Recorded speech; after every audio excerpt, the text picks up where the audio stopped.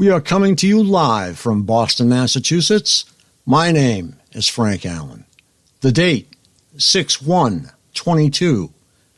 Tonight, Sasha Suter and I have the great pleasure of interviewing Paolo Fiora, targeted individual born in Biella, Italy, a graduate of Genoa University, majoring in philosophy and literature.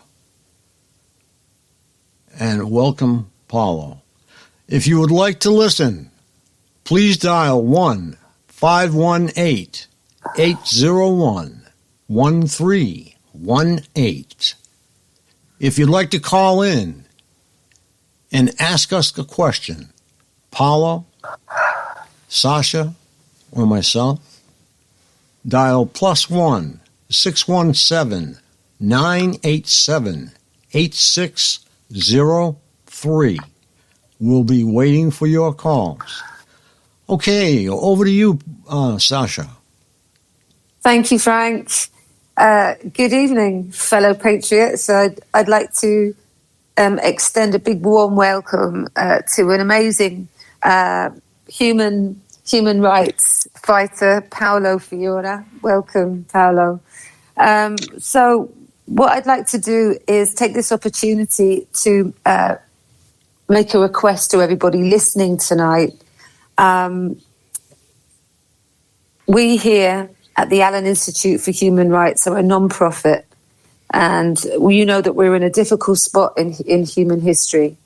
So the Allen Institute for Human Rights is dedicated to providing essential support and information for people that are in the program and for people who are coming into it and don't know what is what. We have on our website, we have videos, we have information that is researched by Francis, and you can begin to understand and comprehend what is affecting your life, relating to the abuse of advanced technology. And this advanced technology is being used upon innocent people all over the world. So if you can, please support us with whatever donation you can afford. There's a PayPal link that you can look up directly on the Allen Institute.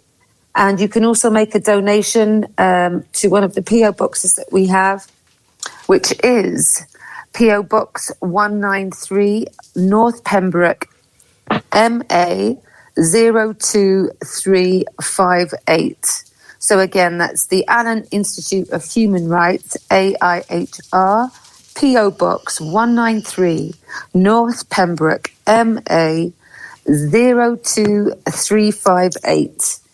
Yes, I send everybody listening tonight my deepest respects, and Francis, over to you. Okay, thank you, Sasha. I guess I'm just going to see if we can hear from Paolo. Yeah, I'm here. Can you hear me?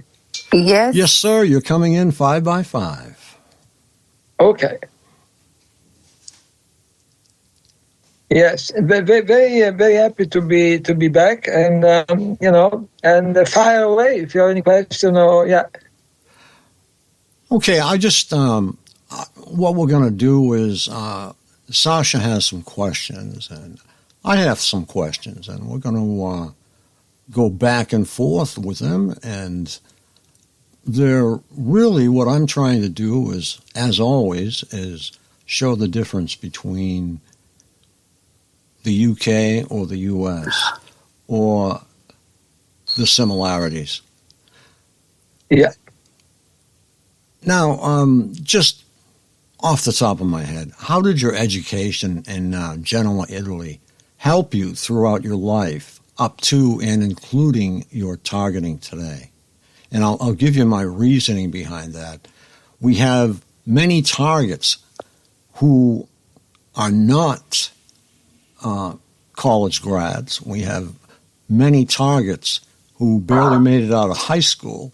So I was curious as to whether your education was helpful to you. Go ahead. Yeah, it was helpful because I think, people can try to educate themselves, and I think now I believe in the US there is a tendency toward homeschooling, which I think is a very good thing, considering what's happening, and not just on both sides of the Atlantic in terms of the state education and what is on offer there, but. I think, I suppose this way get a bit of, if you go through some academic education, it's probably, maybe you may get a little something that you cannot get by teaching yourself things. And there's a way give you a bit of a, if you go through the traditional, academic education, maybe give you something extra, possibly, in terms of being able to understand what is going on and dealing with the problems and etc. Yeah. Okay, I believe, Sasha, you have a question for Paolo. Hi, Paolo. Yeah, I out of interest, having read your biography, I just wanted to ask you to share when your targeting first started and how you figured it out, because this is helpful for people who are listening tonight that don't know what's happening in their lives and maybe are questioning their mental health. What happened for you that allowed you to understand and stay sane when your life is being turned upside down? Yeah, it was a bit of a horror story because I think I grew up in a very dysfunctional family. And then I think basically, my parents, they sold me down the river to these doctors, basically, which as I was considered to be ill-adapted, and then I think basically they washed their hands of me, and that they basically this guy is not really well adapted, so do whatever you want with him or something. So that's when they started all kind of thing happening around me in my early teen. And I think there was actually a method into madness. I think it was pretty horrific that they thought, oh, this guy is really ill-adjusted, and so their idea of curing me was actually to create a totally traumatic situation in my daily life. So, like, for instance, one day I go to school and everyone is turning against me, all the other people and the teacher and the relative and stuff. And so I think actually they have this very twisted idea that by completely traumatizing me, they could get me back to normal, to be a normal human being. So, but I didn't have at the time any understanding of what was going on, basically. So I was just being traumatized constantly by this kind of events, and then it took me quite a long time to start to put the pieces together, to start to understand that a lot of things been happening to me, they were not just coincidences, but there was some kind of planning and some design going on there. So yeah, I think it's only when I think I was already possibly 23, 24. I was already last year at university that. Basically, I started to understand that there was something going on, basically. It had because at this point, the targeting did escalate dramatically. Otherwise, that's the only reason why I understand that there was a lot of stuff going on, because at this point is, all kind of strange things started to happen. And, I just was coming out of the house, and then I go maybe 20 miles away, and then I sit in a bar. Then I meet someone outside my house, and then the same person come to sit beside me in the bar 20 miles away from where I was living. All this kind of stuff. So I thought, oh my God, there is something going on. But the intervening years between my early teen and when I start to get some realization of what was going on, it was like it's a long nightmare. So because I could feel that there was something badly wrong going on in the way people were relating to me and the way friends were behaving toward me, and but I couldn't put a finger on it. So basically, it was like a big age. 10 years spent in this kind of big age without still twilight world, without being able to realize what was going on. And then when I started to realize what was going on, so I get a bit energized by anger. And then, in a way, it was also a relief to start to understand what was going on. Before I just, I didn't have a clue. So you were always kind of geared to it being sort of a political activist. I know that you've kind of switched your political views, which interests me because I think one of the things that I feel now is that both the Conservatives and the Liberals are really one of the same in many ways. I don't have a lot of faith in politicians, but no judgment. But you became politically active early, and then you managed to carry that kind of momentum and use your anger, channeled it into making protests and trying to bring people together. And I joined you at one of your meetings outside the Houses of Parliament way back in 2016, I think it was. It may have been actually early 2017, but I think it was 2016. And I just really respect how much you've continued. But coming back to that is my original question. You channeled your anger into becoming political and starting protests. Were you once just a single man by yourself, or were you always able to corral people to go to the Houses of Parliament? And well, even in my early teen, in spite of all the stuff going on around me, I started to have this very curiosity for everything political. So I was very interested. And then when I was at university, the university at the time in Italy was very politicized. There was a lot of tension, political tension in Italy. There was at the time when the Red Brigade were around, actually. So it was a very troubled time, you may say. But so I was to university. There was a lot of political people, a lot of political seminars, a lot of political workshops, and so I got very much involved into that, which was probably one of the reasons that at some point I ended the third years. I was actually all right with the number of exams I passed, and then there was the summer.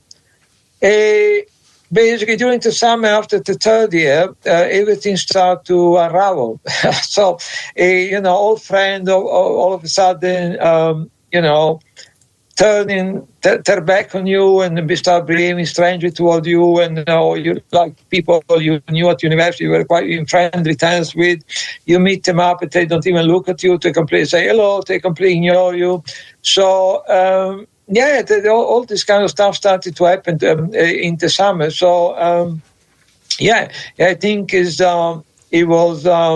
I think it was then everything started to escalate, and so it was very. Well, I would imagine that they were turned against you. That was your perpetrators, doing what they do best, setting bad rumours about people, so that people believe it, because they, it's COINTELPRO kind of machinations, isn't it, and chess moves. So that they infiltrate your circle and then spread shit about you. So that, and they do. Yeah, there is a lot of this stuff going on. I mean, going behind people back, and and making up stories and to completely. I think I've been one of the things they've been doing to me all throughout is being a ferocious character assassination. I never hurt anyone in my entire life. I never done anything wrong in a big way. I never been indicted or convicted of any crime, but I'm pretty sure they go behind my back and try to persuade everybody that I'm some kind of monster. Well, I don't know why I'm supposed to be a monster, because I never hurt anyone in my entire life. So I never. But then I think this is a big part of it, that they once they start targeting you, they want you to be completely isolated. So they want to cut you off from family, friends, and is happening in local communities. They want in your local community everyone to be against you.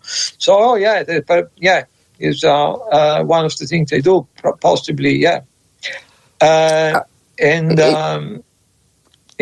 I sneak in? Well, you've done. Okay. Sorry, Frank. Oh, that's okay. Go ahead, Sasha.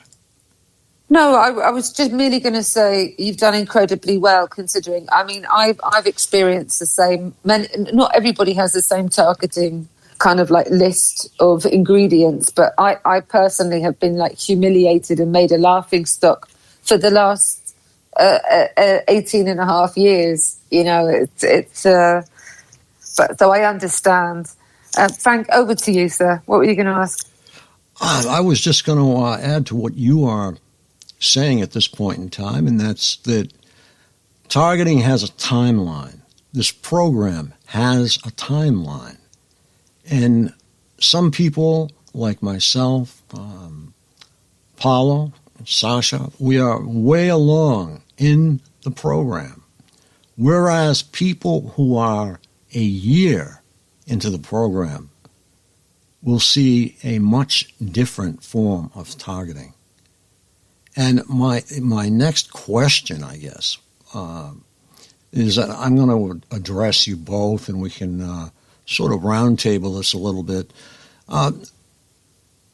Targets will say in the U.S., they will say that the public generally does not know about the subject at all. And you are viewed as a very passionate activist in the U.S. RTIs are scattered over 3 million, 3 million square miles. I mean, to be accurate, 3,119,884.69 square miles. And TIs in the UK are 62, I believe, million square miles. So how would you handle the U.S. targeted situation? Because we have targets scattered all through the states.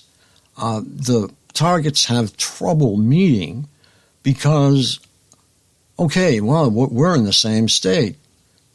Yeah, but you're 200 miles away. So we have this problem. How would you handle that, Paolo?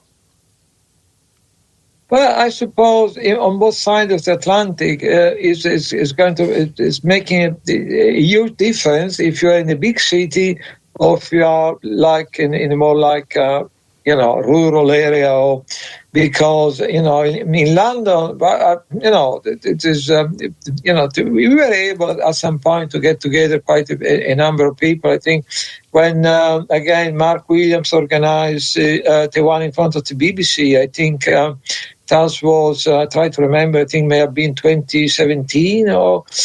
I think it was up to 100 people. So. And then but if you are in like in Scotland, in some remote area of Scotland, or in the north of England, we have the same problem. That is, people are scattered through a fairly large area, and so it's more like if you it's not so much if you live in the US or the UK. It's more like if you live in an urban area. And then obviously it may be easier to find people to work with. If you live in a remote rural area, obviously that's going to be a big problem. And I don't really know what anyone can do to address that. But yeah. I thought that communication is everything. And people are on to so much today. I mean, government officials and whatnot, spying. I brought up faxes. I mean, if somebody's got a fax machine, start faxing back and forth.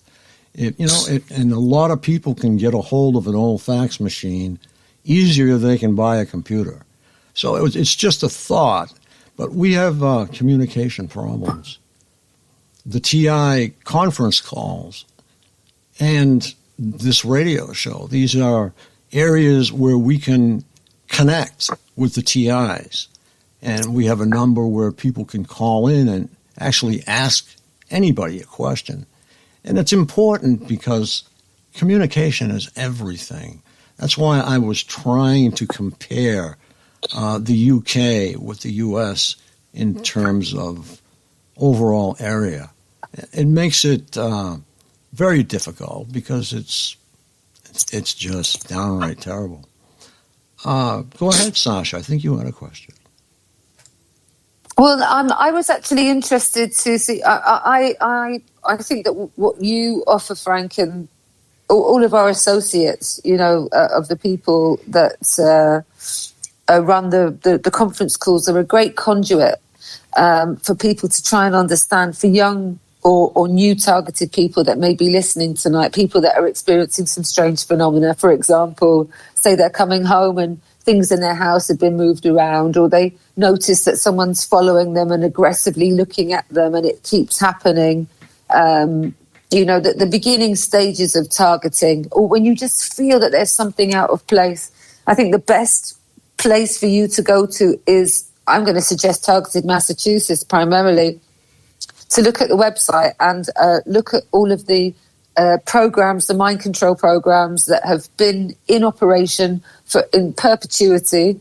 And then you can see and arm yourself with knowledge, because we speak about this a lot, Frank, don't we? Psychology and information are your best tools when this kind of terrible fate befalls you. And more people are coming onto the program. But coming back to Paolo right now, I was just interested, Paolo, to know if during all of the time that you've been protesting outside the House of Parliament and in general, have you had any MPs that have helped you or taken you seriously and have been respectful? Have you ever had any interaction like that with any British MPs? I get what interaction in terms of having a conversation with a VIP very, very rarely, but I've been giving some of the material to a number of high-profile people. I mean, a couple of times I gave some literature to Jeremy Corbyn. I gave some literature to the late Tony Benn on one occasion. A couple of times to George Galloway, the former head of the SNP in Scotland, Alex Salmond, who was then John MacDonald, that he was the shadow chancellor of the Exchequer. So they were like taking the literature maybe out of politeness, I don't know. But that was never been followed by any meaningful conversation, though. I even gave some literature when there was this whistleblower tour in the UK. There was some American whistleblower coming to London and to the UK, possibly to other European countries.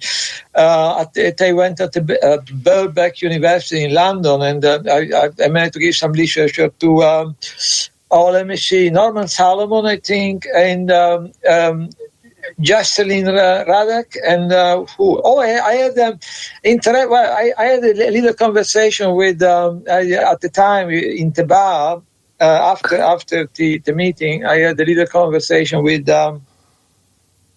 who was this guy involved with the Vietnam Papers in what it was in the 74.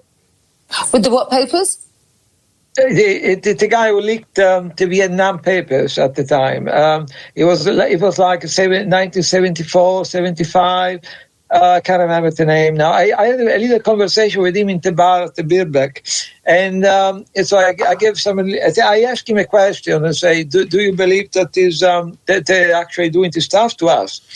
And he said, he replied to me, he said, I don't know, but I think that certainly things are moving in this direction, he told me. So, yeah.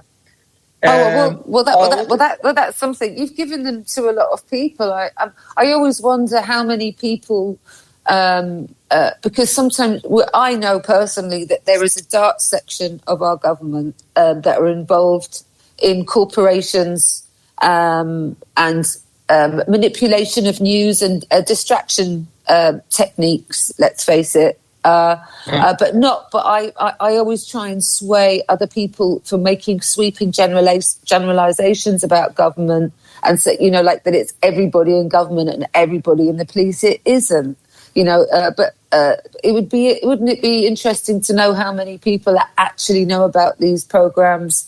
And I'm sure, and maybe too scared to even go forward. Come forward and stand up and be counted. Who knows? Yeah, I mean, if you see what has been happening with COVID, and the protocol they've been following with COVID, which was to you get into hospital with some very mild symptoms. They test you positive with the fake test, and then they start giving you remdesivir. And then, then it start melting your kidneys, your lungs, and your liver. You get then you start building up fluid in your lungs, and they say, "Oh, COVID is getting worse now." And they put you on a ventilator. It was pretty obvious to a number of nurses that was basically killing people. But most nurses and doctors, they still carry on going along with it without asking any questions. So you see, it's difficult to believe that they even if they know what's going on with Target, they really care or are prepared to do anything about it, because they were murdering patients quite obviously, and only very few nurses and doctors they did they came out and started blowing the whistle and losing their job immediately most of the time, but most of them they carry on with the protocol. Yeah, so that doesn't look very good really in terms of I hear you, and I agree. In my own personal experience, I have experienced some nurses and doctors that were actively taking the piss out of me, but it was a small minority, very small. But I had the same thing with the police as well. I got arrested once. Not that I'm a lawbreaker, but I got arrested for having for swearing when they changed the law. But this was at the beginning of my targeting, and the police kept me in a cell, and another policewoman actually came after I'd been in there for a few hours and sneaked me 20p, and she said, I want you to take that. She said, call your boyfriend and get out of here. She said, I'm not sure what's going on. She said, but I just want to help you. And I was so grateful to her, because there was a guy that was in charge of the sort of jail and a female officer, and they were definitely involved in, or they were in the inside know, let's put it like that. Yeah, so there's always people within different sections of social services, schools, universities, you name it. I mean, that's how the system runs, but it's not everybody. But Paolo, I wanted to come back just a couple of steps because you're involved so actively with fighting for our human rights, or human awareness, really, civilian awareness with COVID and the TI community. And I know that you're still very much involved with the TI community. Have you been aware and met a lot of new TIs? What have you noticed happening over, let's say, the last 2 years while COVID has been going on? Have you been talking to people who've been experiencing the same phenomena that we have? Has there been an increase? Yeah, I think to be entirely honest with you, that was it was happening a lot prior to COVID. And then very early on in 2020, I call it very early, and I become very skeptical about all the stuff they were telling us about COVID, and so I start. People may be shocked about that, but I've probably been more busy networking with people fighting. Ultimate days, and that maybe in the last couple of years I've been busy contacting other TI. Actually, that people may be shocked because they probably know that in the previous 10 years I was all the time trying to raise awareness about targeting. But I feel if you to be entirely honest, I think if you try to make people aware of what is going on with targeting, particularly now that people are dealing with already so much other stuff, and all the side effects from the vaccine, which is, I think, it's been destroying the life of so many people, actually, but it's not talked about by anyone. The fact that we are looking at food shortages, and it's very difficult. I think it's very difficult to get people interested in targeting. It's probably been always very difficult, but now it's more difficult than ever. And I think there is another way. There is another way, because, as I said, by dealing with people fighting the mandate, quite a number of times they already know about targeting. Even when they don't, they are very receptive. They want to know. They believe you. That you find that there is no disbelief there. That they just listen to you. They believe you. They're on the same page. So I think there is another way. It's like to bring down these people, because I think the people that they're pushing this kind of agenda, the people have been for many years using us as guinea pigs, are one and the same by and large, And some of the techniques they've probably been testing and developing on us now, that they probably plan to roll them out on large sections of the population in the future. So it's all one and the same. So if you can fight to bring these people down, I don't think they probably will have a lot of time left to carry on targeting us. I mean, if you bring them down, like I say. Now, I think a number of state general attorneys in the U.S. now they actually considering there's very much on indicting people like Dr. Fauci and Bill Gates. So that would be a big turning point, actually. So I think if you can bring down these people, I think they will be too busy covering the proverbial carry on targeting us. So I think, because if you go, particularly with all the stuff going on at the moment, if you go just talking to people about targeting, firstly, they probably don't even understand what you're talking about. That I start to realize in the last couple of years. And then they're probably not interested, because they're dealing with the relative suffering from the side effects of the vaccine. They're worried about putting food on the table. They're worried about keeping warm in winter. So I think the way to go is to bring them down on what they're trying to do now with the mandate, with the lockdown, which probably there are more coming, and now there's the monkeypox. So yeah. Tell me about it's absolutely. I love what you've just responded with, but what I was interested in was looking at the demographic of how many people you come to be aware had been brought onto a program that were coming to you and saying, "Listen, I'm a targeted person, or I'm experiencing this phenomena." But it's great. What you're saying now I don't know anything about this monkey. What's the monkey thing that you just referenced?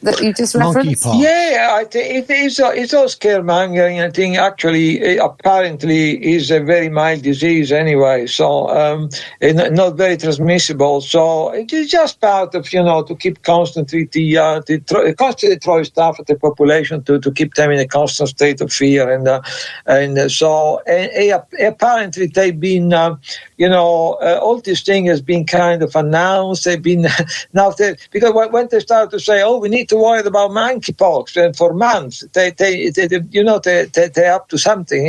So Bill Gates has been involved with creating vaccine for monkeypox, and it's obviously all contrived to keep the population in a constant state of fear, and so you can control them, you can determine what their behavior and influence their behavior, etc., etc. Yeah, I just briefly, Frank, sorry, I don't want to hog the microphone here. I don't want to lily the microphone. But I have joined Activist Posts. I don't know if you're aware of that, Paolo. It's a great website, and it's an interactive community trying to educate people and alert people that there are going to be food shortages, so that people have water, toilet paper, essential medical supplies in their house. They've got non-perishable foods, because we are going to be experiencing some food shortages, and what would be great for everybody is if that we had the ability to join together in some kind of community so that we could look out for each other. We need to be really in contact with up to at least 1,000 people, it's suggested.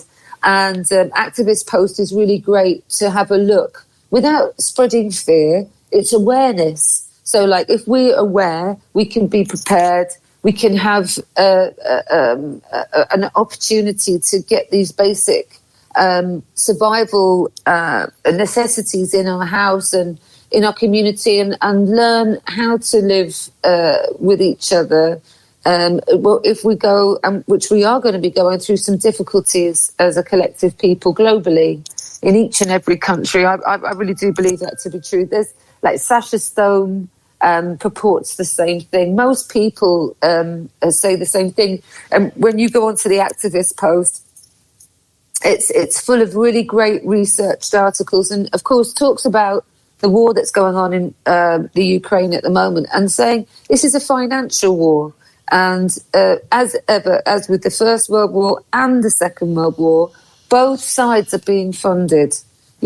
So it's the powers that be that do all the secret handshakes that benefit from war, because Ukraine is so rich in natural assets, I believe. So it helps us to see and not get caught up in politics and start taking sides, but to see that there's another protagonist or protagonists behind it, and help us then be more selective about the kind of conversations that we have, and not waste our energy on arguing. Let's look towards about coming together, solutions, and preparing for the coming times, and you can only do that by affording yourself the time to investigate well-researched papers like you can find on Targeting Massachusetts, for example, and Activist Post. I'm going to say that again because it's got some relative stuff pertinent to the conversations that we're having right now. I'm going to stop talking and I'm going to hand over to Mr. Frank Allen over there in Massachusetts. Hi. Thank you, Sasha. And yes, Paolo.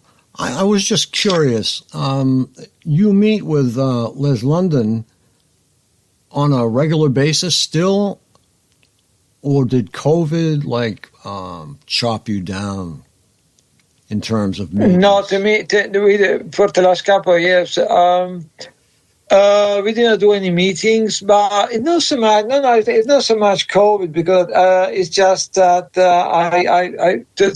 people may be a bit shocked, but I decided to get to a slightly different approach with things, because now, for instance, every Thursday, I'm trying to organize an outreach locally in outside Finsbury Park Station in North London, and we try to warn people about the vaccine and give out the light newspaper. And I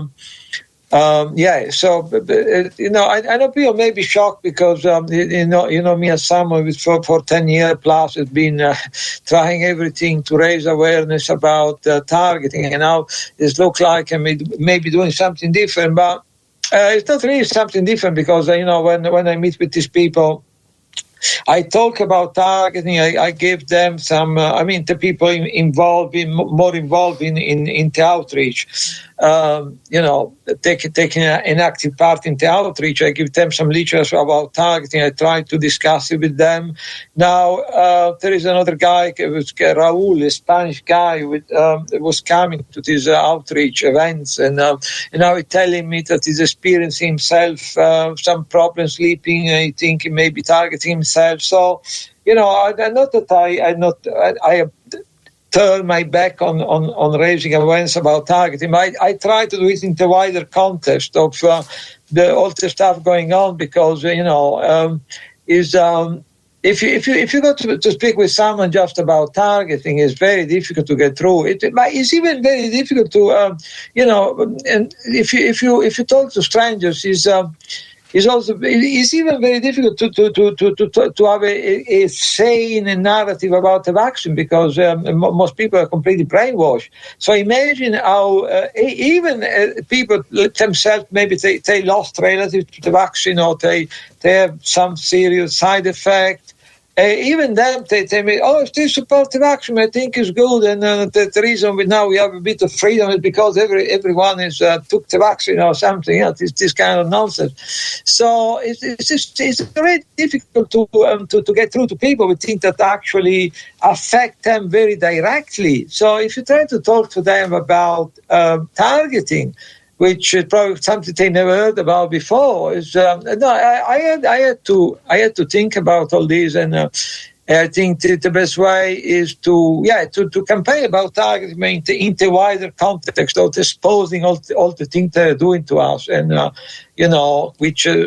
Now in this country they talk about rewilding, which is at the time when we have been running into food shortages. Rewilding, they pay farmers to get off farming, and they try to go for this kind of biofuel, which is apart from possibly destroying your engine, is taking away land from farming and from agriculture. So there's all this crazy stuff is.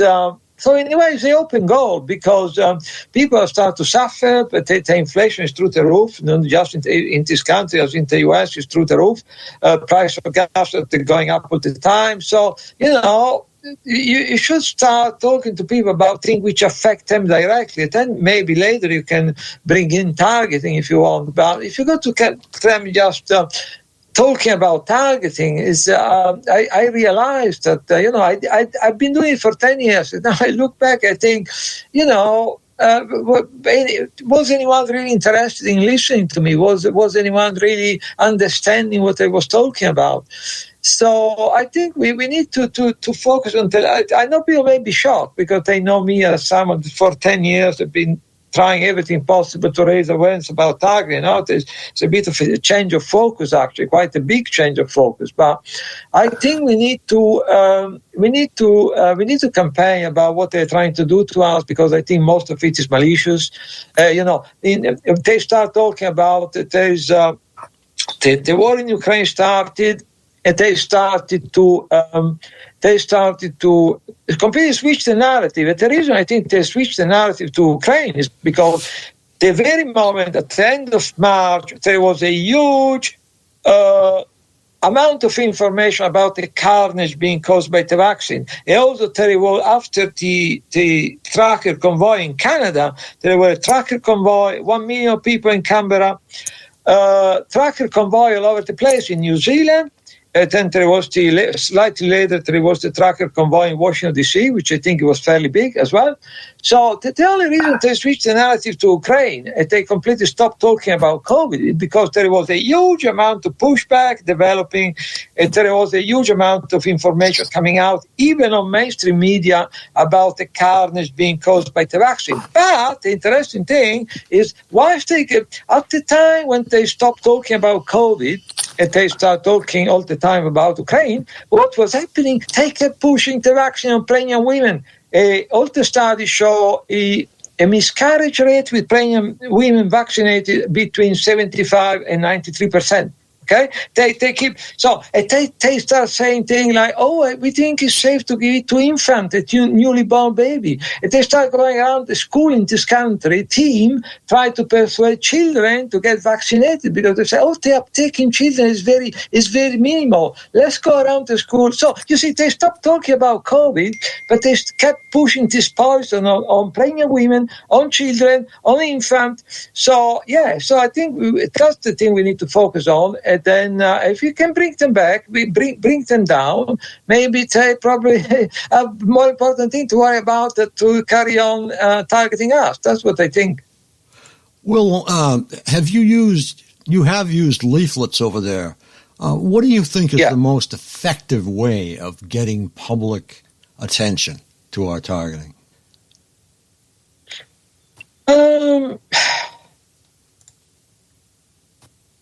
Well, in the current situation is I would say if you talk about targeting in within a wider context, so if you talk about targeting whilst talking about the thing which affect people's life at the moment directly, so if you talk about targeting on a standalone base, I don't know, with all the stuff going on at the moment, how many people are going to get interested. I know that many people may be shocked about me saying this, but I need to be honest. I think we need to talk about targeting in the context of all the other things they're trying to do to us. Which is, you know what I mean? Basically, they probably want us dead at the end of the day, but, yeah. Okay, thank you. And Sasha, do you have any more questions at this point in time? No, I don't have any more questions. I was just going to say, I think it is good to have like an umbrella conversation, because I think you made an interesting point. Of course, all of this is the silent war against humanity, which Anton LaVey spoke about, because he was friends with Aquinos, who was head of dark psychological operations in the US Army. And an out-and-out Satanist as well, which is quite freaky. He used to go on television shows in the 70s with like a Spock haircut, with big Uncle Fester eyebrows, with his full military regalia on, talking about being a Satanist. And Anton LaVey used to talk about the Sasha, yes, sir. We have a call. What? Go ahead, caller. Okay. Hello. Yeah. Hi, Go ahead, speak up. My name is Allison, and I'm in Massachusetts. Okay, go ahead. Do you have a question? And yes, I do. I'm a targeted person, and it's been over 4 years. And I recently am a listener of your program. I have a question that I thought maybe we could get some information out about people being targeted and perhaps being more believed. And my problem is everybody I tried to tell, including my family, they don't believe it. But to live through all of this, it's incredible. I think, and it's just a crazy idea maybe, but Tucker Carlson, maybe Fox News, if we get enough people together with proof and pictures of the drones, all stuck together, repeating the same incidences happening to all of us over and over again, maybe slightly different. I think that would be maybe something to consider, because Tucker Carlson made a comment on one of his programs, and he said, watch out for those Subarus, those darn Subarus. Well, if you're a targeted person, you know some of these people are definitely driving around in Subarus. Sometimes it's color-coded, all white cars or whatever, but it tends to be a certain makes and models as well. So when he made that comment and a little giggle after that, I knew exactly what he was referring to. And he is being targeted himself. Sean Hannity, another person who has also been targeted, is on running commercials all the time to get your information protected online. Hannity is often, the code for a discount. So I wonder if we could, as a group, all meet and get together and put our facts and proof together and present to Fox News, and perhaps maybe Tucker Carlson or Sean Hannity would be interested in doing a story. Okay, that would be a very carefully formatted situation in which... all right, go ahead. My heart can't be targeted as much as it is right now. I have to cover it with a mirror, to protect it. Sometimes I think it's going to stop from being struck so many times. So, to be honest with you, I think if we don't stand up all together in numbers and say it like it is, bring the pictures and proof that we all have, the incidences that have happened, how can all of these same people be experiencing from all different areas? I can't see how we couldn't make an impression, because everyone listens to Fox News. Okay, excuse me. People, let's weigh in on this. What do you think, Sasha? Oops. Hi there, Alison. I'm so sorry to hear what you're going through, sweetheart. It's so tough, and you have every ounce of compassion. Yeah. We're a little bit further on into the program. I'm in my 24th year, but I'm just identifying with the time frame, and I understand how severe it can be, and I think that you're making a great point. I'm British, but I live abroad, but it's interesting. I don't know that much about Fox, but I thought that they were a little bit mainstream. I didn't know that they really covered or gave credence to subject matter such as this. I think it's a great idea what you've said. I think the coalition of people with evidence, we encourage people to collect evidence really, really sequentially, like every night, that the time of the hit, a photograph with a measuring device. You can either use a note, as long as it's flat to the skin, or you can get a measuring ruler. It's always good to see the impact marks if they're visible.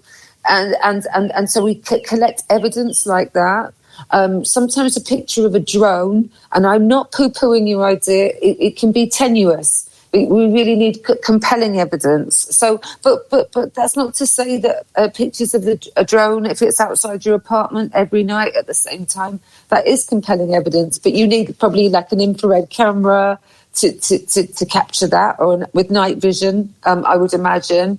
And but I think it's a good idea. I just don't know that much about this presenter and how you might go about making contact with that presenter, because there's like a wall, isn't there, at Fox? I have seen them they covered the Havana syndrome, and they have covered different subject matter that I've seen, which is normally ignored by mainstream media. So I'm going to support you and think that it's a great idea. I'm going to encourage you to keep your evidence and become have a little look at forensic evidence and police evidence and the sort of evidence that you need to file a court case, because this is where everything's going. We've got some movement in the law in Europe, and we want everybody in the States and all over the world to be ready with what they're going through. And just as a testimony, it makes it better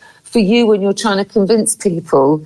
If you've got photographs of the injuries that you're sustaining on your chest, are you getting impressions on your chest? Can you see there's a difference in the pigment in the skin? Have you got like a scorch mark, really? It's not so much a scar, it's more like a scorch mark. Yeah, you do. I've got burn marks on my chest, my legs, my ankles, my feet. I've taken pictures. I went to the police and they Section 12 me. So they're in on it. How long? And my neighbor who lives next door to me, they ended up saying to me the next night, I didn't get admitted because thank God I had a daughter, beautiful daughter, who went there and said, you can't do this to my mother. She just reported a crime. She didn't do anything wrong. And she, thank God, got me out of there. But the neighbor next door said, you open your mouth again, I'll get Officer so-and-so back and we'll put you away, you schizophrenic, you. Oh my God! Well, that's actually, she said like a perp. That's actually against the law, right there. I wish you recorded that. It is. She cannot say disparaging things to you. That's totally against the law. Oh, she attacked me. Record her, please. She burnt out my security cameras with her, whatever that EMC machine they use, the microwave thing. She targeted at all my cameras that I put outside and burnt them all up. Wow. Well, I would suggest that you report your cameras to your insurance company, homeowners insurance. Get them replaced. Get them replaced with the best. Well, I'm not worried about that. They'll just burn them out again. So my problem is we need to get people that are this. We can't be just a few people out there that this is happening to. Man, there are millions worldwide, millions all over the world. Well, we could even stand up for Massachusetts, targeted Massachusetts. At least if we could get everybody that is targeted in Massachusetts to get together as a group, we call Fox News, and we all hand over our evidence and say, do you want to do an interview? Frank, you can be the representative. You were the one that put all the hard work into getting all of this and reaching out to me. It took me 4 years to figure out I was being targeted. I was believing other people saying that I was crazy. But how crazy can you be when you have burn marks all over your body and everywhere you go, you got trees all cut up. They have these things that fly in the air that can cut up trees and cut out letters, and it's all crap. So I know in politics and government, when the numbers of people, just like at the school system there in Virginia, when all the parents got together and said it was a problem, and they tried to get the FBI after all those people, and then they went vocal with it. The same thing, I think, with this situation. We're not going to get anywhere without as many people getting together, standing together from one area and saying something is terribly wrong here. Okay, can I just interject? I'm not going to give out the location yet, but we have a get-together or a gathering planned for August 29th in town. So keep that in mind and stay in touch, okay? It's right in the area of the Freedom Trail and, oh, God, the name of the statue slips my mind. The Paul Revere statue. It's right up the street from there on the right. But I'll give you the address. Well, that would be wonderful. And I want to say thank you very much for taking my call. And God bless all of you out there in the world and in Massachusetts. We need to stop this. This is not America. God bless you, Allison. And God bless Allison, before you go, Allison, yes? Allison, before you leave, sweetheart, please make sure that you get a small ruler. Get your daughter to help you place the ruler on your chest. Photograph the wounds, the old ones and the new ones, the ones on your leg. Make sure that the light is good. Make sure you get really clear photos and document the times and all of these reoccurring events. Get your evidence together. Keep it somewhere safe. And make 2 copies. Maybe keep one on you all the time. If you're going to keep one at the house, maybe put it in a safe or somewhere, like hidden and safe. And get your evidence together. And there's hope in the post. You're going to have an opportunity to. And what you've suggested is really good. And what Frank has just said is even better still. An opportunity for us to come together. Unfortunately, I might not be able to be there. I'd love to be there, but God bless you, sweetheart, and keep yourself nice and strong, and you can get through this. I know it always feels to all of us that we're not going to make it through and that we're going to get killed, but somehow we end up living. And also get some magnesium, some Epsom salts, and have some nice big long soaks with Epsom salts to get that radiation out of your body, and keep yourself alkaline. So take a lot of spirulina. There's something called zeolite, which is brilliant at shedding heavy metals out of the body. So just keep upping your daily health with supplements that are really, really helpful to alkaline the blood, and just get that evidence. Get right, and then we're getting ready to go to war with these fuckers. And we have to do it together and stand together in numbers. That's what it takes. Agreed. Absolutely. Yes, indeed. God bless Just you, like babe. Virginia and what they did to those parents. It's the exact same situation. The government tried to say, they were crazy and this and that. The whole education problem that they had in Virginia, in the United States. And the government tried to cover it up and did all kinds of things. It's the same thing what they're doing here. And the budget is just getting bigger and bigger, which means the targeted numbers are getting larger and larger. And we need to get everybody together. I think in certain areas, I'm using Massachusetts because that's where I'm located. And I found the website very informative. The Targeted Massachusetts website. This is the first time in 4 years where I've got my self-esteem back and some strength back, and feel like we need to stop this. We can't let this happen to another person. This is a crime, and it needs to stop. And I do think Fox News will listen. Absolutely. But Alison, the other thing that I wanted to say, you're empowered now, and that's fantastic. But one thing that I would emphasize to you is to go easy with your family. You can't convert people to bring them around. Unfortunately, sometimes you will triumph in the end, but your daughter obviously believes you, and that's fantastic. So choose your battles, is what I'm saying. She just knew I wasn't crazy.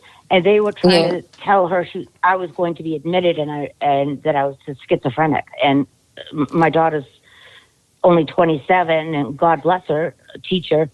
She said, no, you're born with that. They changed the law during COVID. They changed the law during COVID in England, and you can get a section from just one doctor, and it's all related to this huge attack against our human rights. Yeah, evidence is evidence. All of the situation. I had another medical incident where they did do something horrible to me and OD'd me on some kind of medication while I was at the hospital, and it was over and over again, and it was a real crime. And it was targeted. But I thought, just my poor luck again. I just have bad luck. I kept saying that over and over.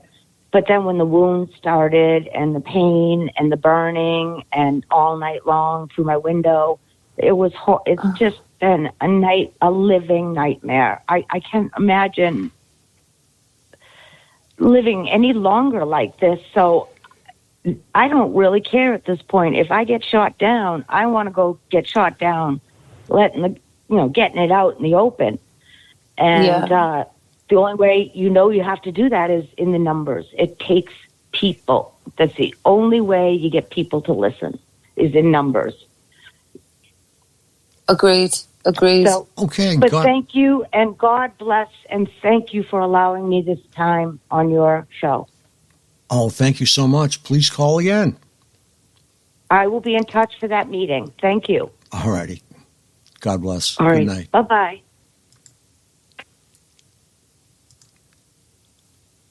Okay, she was very, very nice.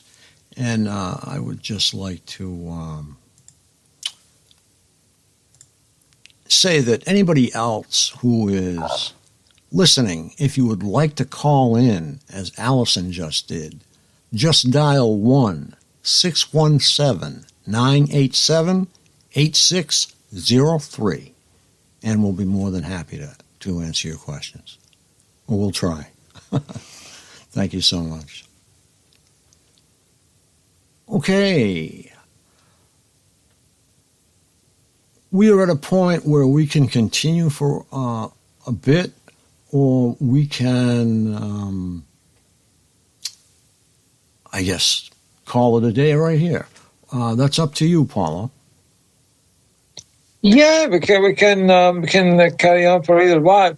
What I wanted to say, when I say we should, or in my opinion anyway, we should try to campaign about targeting in a wider context all the crazy stuff going on at the moment. I fully understand that there are times it's been happening to me in the last few weeks actually when. The targeting is so bad, you're just desperate, desperate for it to stop. But then you're not so concerned about campaigning about targeting in a wider context. You just want it to stop, and you want to talk about it to people.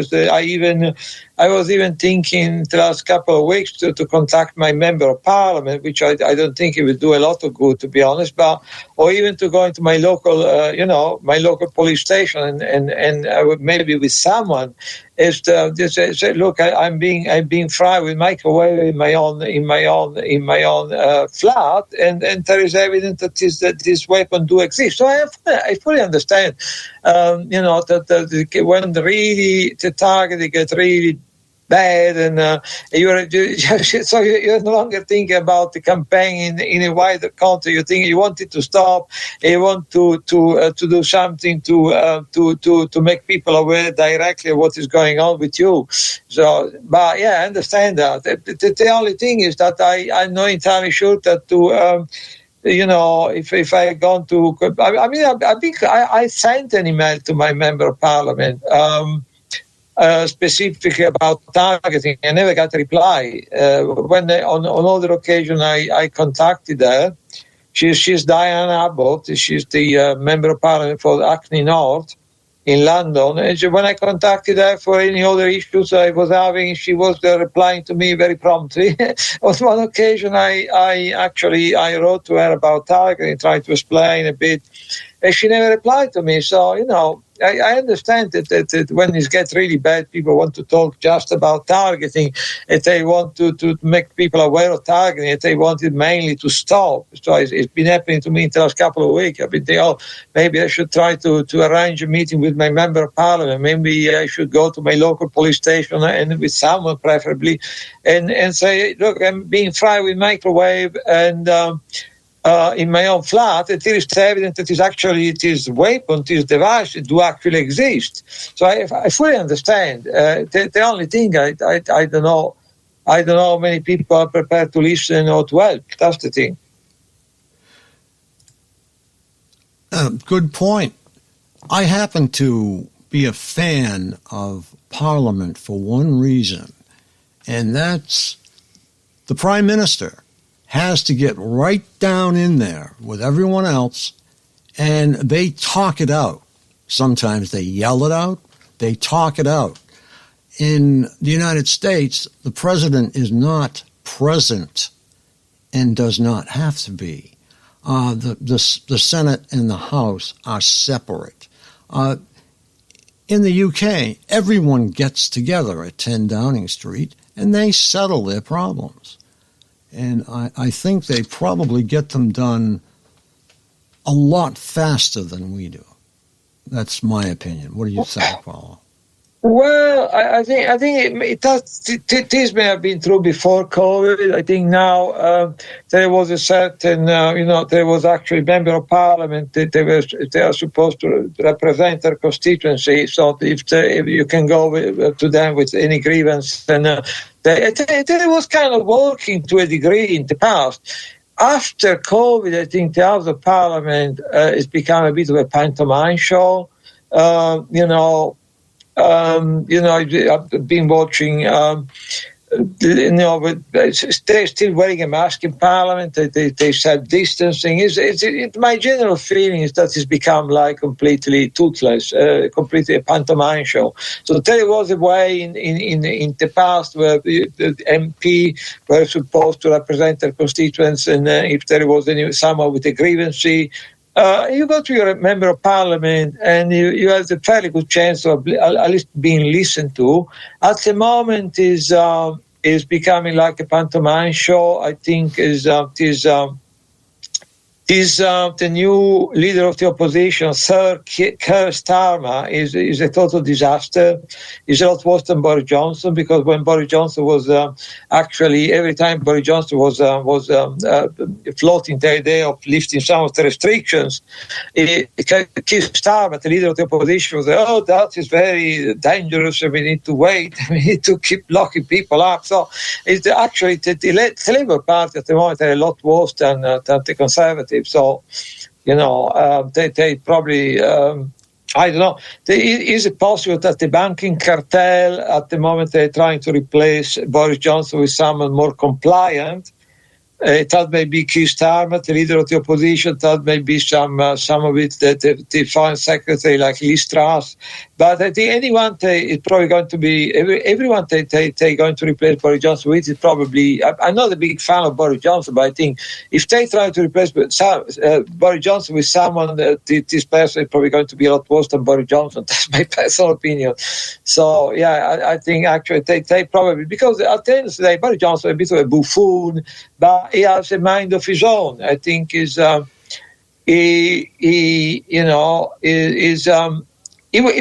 was pushing back a bit when they were trying to prolong the lockdowns, because he didn't want the economy to collapse on his watch. So but then now he tried to regain favor with the banking cartel by being very busy warmongering about Ukraine, but I still it's quite possible that they're probably already determined to replace it with someone else at the moment, which, because these people, they're not elected, they're all appointed basically, So yeah, that's the situation. So there was a certain degree of truth in the past. If you had the grievance, you can go to your member of parliament and they probably were actually listening to you. I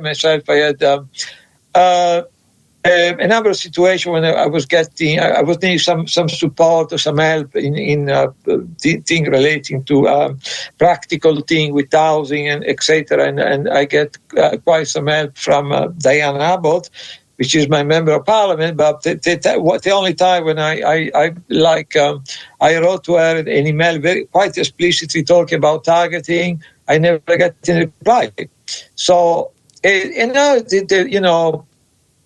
there was a lot of people. But by the way, I think if people want to know what is going on in the United Kingdom at the moment, I think a very good source of information is, I know if you, maybe Sasha, know about it, is the UK column. The UK column, go to ukcolumn.org. And, it's a bit equivalent of InfoWar, but in the United Kingdom, but they're a lot more less abrasive than Alex Jones. They're more like I think the best source of information of what is going on in the United Kingdom at the moment is that the UK column. They do. Previously, they were doing 3 broadcasts every week. Now they're moving on to 4. Is Monday. So you go to the website and you can stream it, and it's Monday, Wednesday, Thursday, Friday, 4 times every week at 1:00. It lasts 1 hour and a half, but I think they're fantastic, and I love them.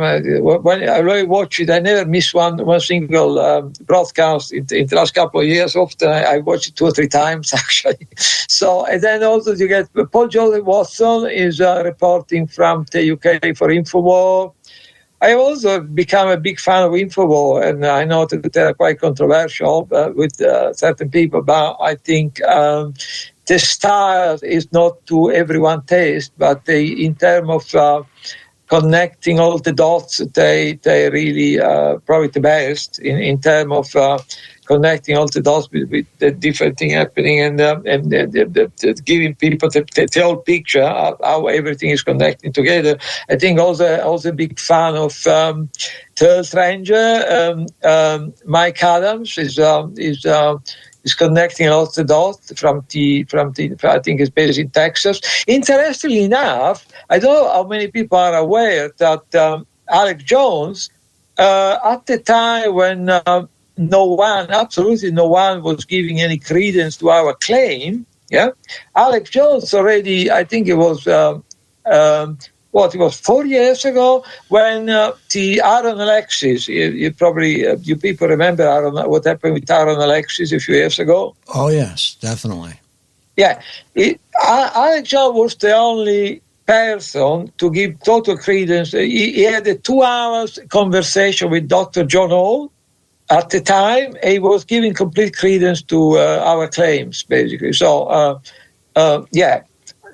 So at the time when no one was willing to touch us with a basketball, Alex Jones was already giving complete credence, which most people don't know about. He was giving complete credence to our claims. And I think also in InfoWar, if you go to this banned video section, there is a section of a target individual that is is posting video on InfoWar. So I know a lot of people think Alex Jones is an idiot, and because I think most of these people, they actually, because they never listen to him, and so they heard what they regurgitating what they have said by other people. But when you start to listen to him, if you get through the abrasive style, which maybe not to everyone's taste, it's making a lot of sense. And I actually met Alex Jones once in 2013 because there was the Bilderberg meeting in London at the Grove Hotel in Watford, London. And I remember there was a Friday and a Saturday, so we were allowed to protest at the very on the ground of the hotel, because they probably didn't want us to block the road outside the hotel, so they gave it a little room at the bottom of the sprawling ground of the hotel. It actually at the time was called a bit tongue in cheek. If you Google it, you can find it, probably a lot of stuff about it. We call it the Bilderberg Festival. We call it the Bilderberg Festival. They were meeting in the hotel. We were down in the ground, and there was maybe a couple hundred people there. And then at some point, I was there on the Friday. Then at some point, I saw Alex Jones walking. I have the video, by the way, walking through the crowd in the company of David Icke. And so I managed to give him some literature about targeting to shook his hand. And that was all. I didn't have a chance to have any conversation or something, but I think, So I think Alex Jones is one of the good guys, in my opinion, even though not everyone like him. But yeah, I think the biggest reason, or the current reason, why they are down on Boris Johnson is because of that party at 10 Downing Street. They still talk about that in Parliament when they're speaking. I think that is a total setup, because I think they never forgave him for pushing back when when they wanted a longer lockdown, they wanted more restriction to carry on. He probably didn't want it, not because, but he didn't want to see the economy collapse on his watch, so he was pushing back quite strongly against that. They never forgave him for that. I think this is just gossip, it's nonsense. I mean, this story, without the fact that they want to get rid of him because he's, he has. They want some yes person there, right? They want someone that's prepared to do whatever they ask them to do. and that may be the leader of the opposition, Keir Starmer, which actually was director of the Crown Prosecution Service in this country when there were did preside in the past over the persecution of Julian Assange, and now is the leader of the opposition. Total yes man. Or they want someone like the current Foreign Secretary, Liz Truss, which is a total yes person. So, because Boris Johnson, he has a mind of his own. He knows he has to go along with most of the stuff they ask him to do, but he has a mind of his own. At the time, he did enjoy a lot of support in the country and the Tory party, so he was actually in a strong position to push back if against certain requests. So I think they want someone which is just is going to do whatever they ask them to do. So that's the reason. The thing about the story about the Partygate would have never come to light without being a deeper agenda behind it. You see how the media now that they choose to talk about this thing, which is a total irrelevance all the time. So you see how the perception is created. Is completely the perception is completely created by the media, and people just they're completely brainwashed by the media, like is happening with the demonization of Russia, and because people don't know the history, don't know that since 1990 when they identify Ukraine as the soft belly of the Russian nation. So they've been since the 1990 when they start having election in Ukraine. They kept tampering with the election. Every time you get some politician elected that was trying to keep some equidistance between the NATO and Russia.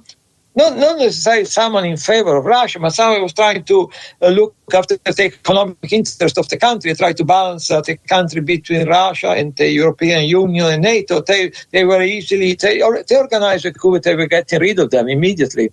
And then it culminated in the Maidan in 2014 when they used the Nazis to remove the president there. But the president there was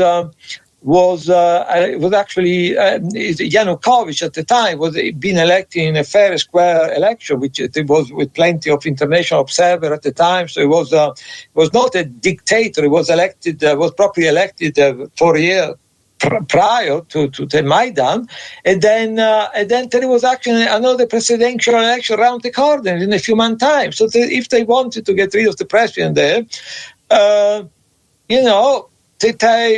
they could wait just 2 or 3 months and elect someone else. But the purpose was to create some kind of Nazi-fied nation on the border of Russia to create problems for Russia. That was, and then what they did after the Maidan 2014, they started victimizing ethnic Russia in the east of the country for 8 years. Bombing them, shelling them, cutting their water, cutting their electricity, not paying their pensions. And I think they caused over a period of 8 years, from 2014 to 2022, they murdered up to 16,000 civilians in the east of Ukraine, which was mainly ethnic Russian living there. So people say, so you see, the media they completely brainwash people into Putin is a dictator, Putin is evil, because people don't have any idea what has been going on prior to the invasion of Ukraine. I don't support the invasion of Ukraine. I think that Putin did something quite stupid. Is in a way playing the end of the globalist. He made a huge mistake, a huge strategic mistake, also a huge human mistake, because you don't want the people, civilian, to get a bomb or shell under any circumstances. So he made a huge mistake. But people now demonizing Russia. They don't have any idea what happened before. They don't have any idea what happened since 1990. They don't have any idea what happened since 2014 in Ukraine. Okay, I think we're at that time of the night where we have to say good night. So Okay. what I would like to do is say, God bless everyone. God bless TIs all over the world. Yeah. And good night from Boston, Massachusetts. My name is Frank Allen. Hey, good night from London. My name is Paolo Fiora. Good night from Mexico. Flag they offer. Never intend what